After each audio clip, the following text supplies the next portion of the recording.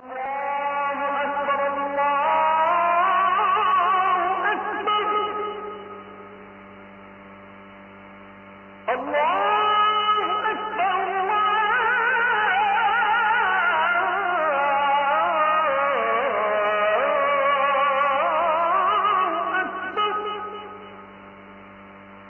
একটা সর্বশেষ, এটা খুব গুরুত্বপূর্ণ, আপনাদের সাথে খুব রিলেভেন্ট।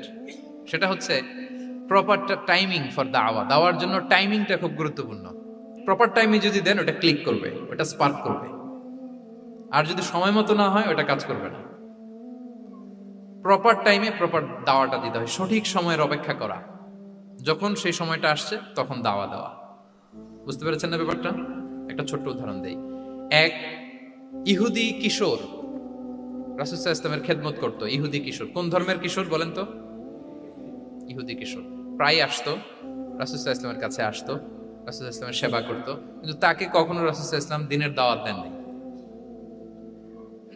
ছেলেটা ইহুদি, কিন্তু তার সামনে কখনো দিনের দাওয়াত তিনি দেন নাই। তো একদিন দেখে যে ওই ছেলে আসে না, লাগাতার এরকম কয়েকদিন যাবত ওই ছেলে আর আসে না।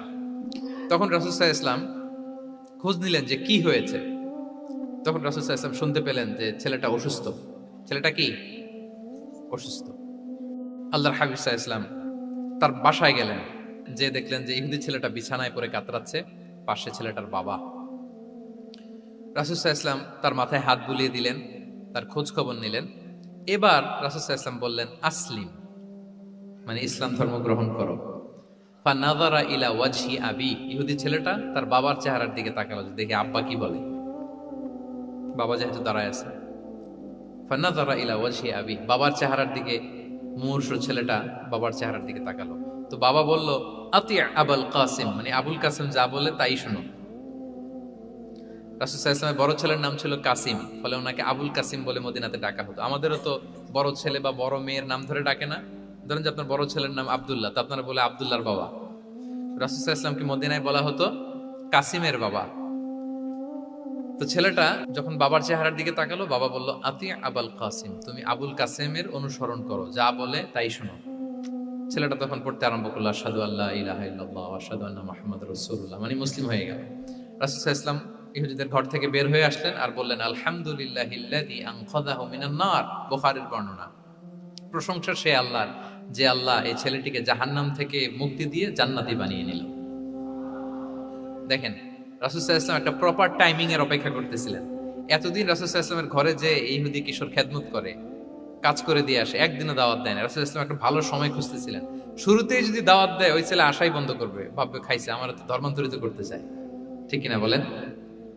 যে আমার একটা ফেইথ আছে, সে তো আমার ফেইথ কেড়ে নিতে চায়, বা তার বাবাও ভয় পাবে।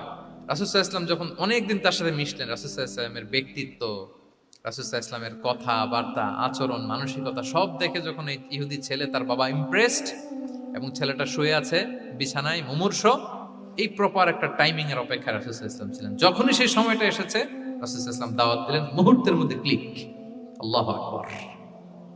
এই প্রপার টাইমিং এর অপেক্ষা আমাদেরকে করতে হবে। এই সুযোগটা কিন্তু আপনাদের আছে। আমি শুরুতেই বলেছি যে ডক্টর যারা, তাদের কাছে মানুষ কখন আসে? সুদিনকালে না দুর্দিনকালে?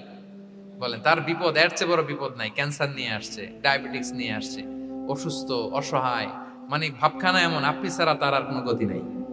ঠিক কিনা বলেন? এই প্রপার টাইমে যখন আপনি মনে করবেন যে now it's high time to give দাওয়া, জাস্ট ডু ইট। যখন মনে করবেন যে না, এখন একটা সুন্দর সময়, এখন বললে এটা কাজে দিবে, ওই সময়টাকে আপনি কাজে লাগান। তাহলে দাওয়া মেথোডোলজি সর্বশেষ পয়েন্ট হচ্ছে প্রপার টাইমিং ফর দাওয়া। যখন দাওয়া দিলে কাজে লাগবে, ঠিক তখন দিতে হবে। কি পারা যাবে তো ইনশাআল্লাহ? আল্লাহ তাআলা আমাদের সবাইকে তৌফিক দান।